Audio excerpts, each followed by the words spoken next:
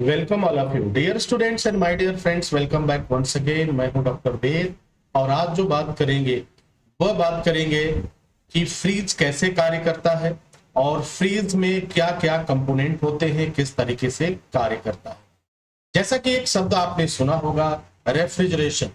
यह शब्द जो इस्तेमाल किया जाता है रेफ्रिजरेशन, यह शब्द फ्रीज के लिए भी इस्तेमाल होता है, एयर कंडीशन के लिए भी इस्तेमाल होता है, HVAC के लिए भी इस्तेमाल होता है, डीप फ्रीजर के लिए भी इस्तेमाल होता है। उन तमाम जो इलेक्ट्रिकल डिवाइस हैं जिससे एक तरह से कूलिंग का काम लिया जाता है या हीटिंग का काम लिया जाता है, उन सब में यह शब्द इस्तेमाल होता है।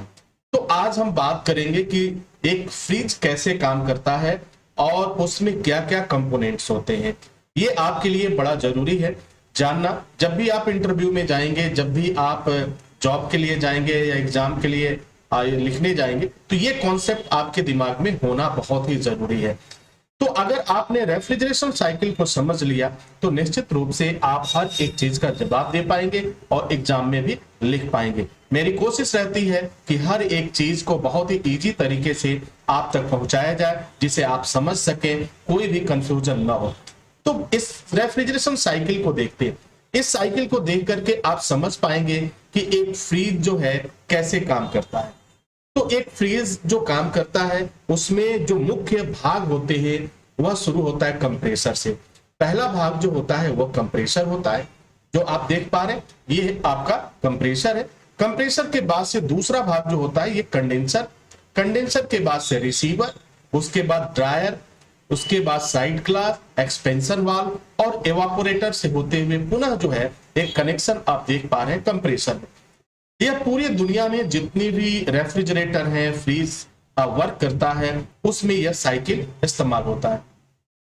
यह साइकिल शब्द का मतलब होता है एक चक्र, एक ऐसा चक्र जो बार बार दोहराया जाता है, जो बार बार रिपीट किया जाता है। तो रेफ्रिजरेशन में यह साइकिल बार बार रिपीट होती है, जिसकी शुरुआत कहां से होती है? कंप्रेसर से होगी और कंप्रेसर से होते हुए कंडेंसर, कंडेंसर से होते हुए फिर एवापोरेटर और फिर लास्ट में कंप्रेसर में ही आकर के इसकी क्या होती है? समाप्ति हो जाती है। यानी अगर आपके दिमाग में ये सारी बातें बैठी हुई है और आप इस साइकिल के द्वारा, इस चक्र के द्वारा जो ये इमेज दिया गया है, स्क्रीन पे डिस्प्ले हो रहा है, इसको अपने दिमाग में रखें तो आप बहुत इजी तरीके से हर एक चीज का जवाब दे पाएंगे। अब थोड़ा सा रेफ्रिजरेशन साइकिल को मैं एक और तरीके से समझाने का आपको प्रयास करता हूं। अब तक तो आप ये समझ गए हैं कि फ्रिज कैसे काम करता है। फ्रिज में कंप्रेसर होगा, कंडेंसर होगा, इवापोरेटर होगा और जिसके माध्यम से हमारा कूलिंग सिस्टम शुरू हो जाता है, यानी ठंडक की प्रक्रिया शुरू हो जाती है।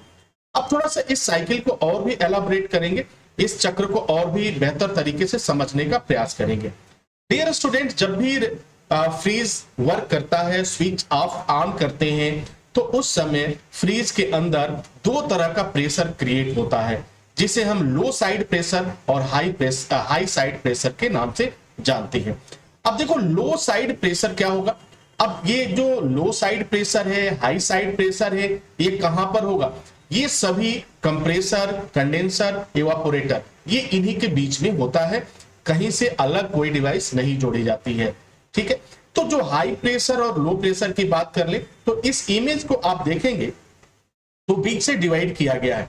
लो साइड का प्रेशर, लो साइड का प्रेशर जो क्रिएट होता है वह कहां पे होता है? वह होता है आपके इवापोरेटर में।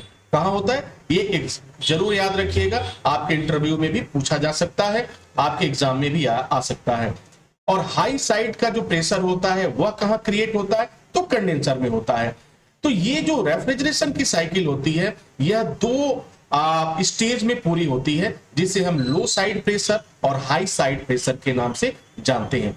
तो डियर स्टूडेंट्स, इसमें जो प्रेशर क्रिएट होता है वह कहीं गैस होता है, कहीं लिक्विड होता है। और यह गैस और लिक्विड में जो ट्रांसफॉर्मेशन होता है, यह ट्रांसफॉर्मेशन रेफ्रिजरेंट के माध्यम से होता है। रेफ्रिजरेंट का मतलब है जिसे आप आम भाषा में गैस भी कहते हैं। अक्सर आपने सुना होगा कि फ्रीज कूल नहीं कर रहा है, ठंडा नहीं कर रहा है, तो लग रहा है गैस खत्म हो गया।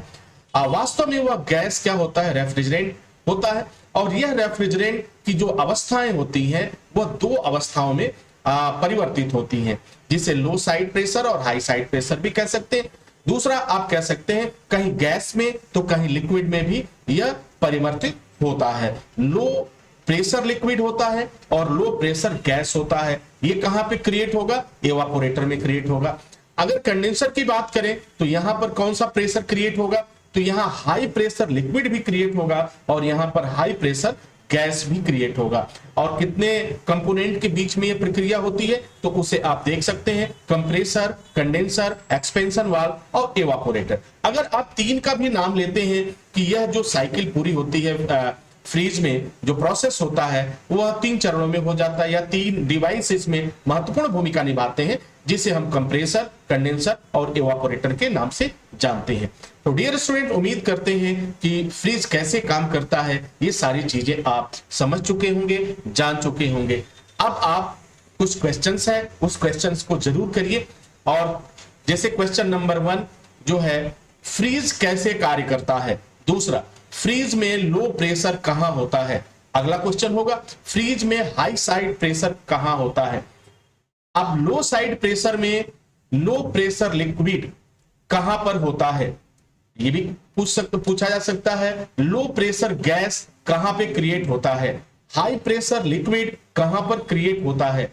हाई प्रेशर गैस कहां पे उत्पन्न होता है या क्रिएट होता है। इस तरह के क्वेश्चंस आपको देखने को मिलेंगे और ये क्वेश्चन आपके लिए बहुत ही इंपॉर्टेंट है। इसको जरूर तैयार रखिएगा, हर एक चीज को समझने की कोशिश करिएगा। उम्मीद करता हूं कि ये जानकारी आपके लिए काफी फायदेमंद साबित होगी। इसी के साथ इजाजत चाहते हैं, नेक्स्ट वीडियो में हाजिर होंगे। तब तक के लिए wish you all the best. Thank you for watching, thank you for learning.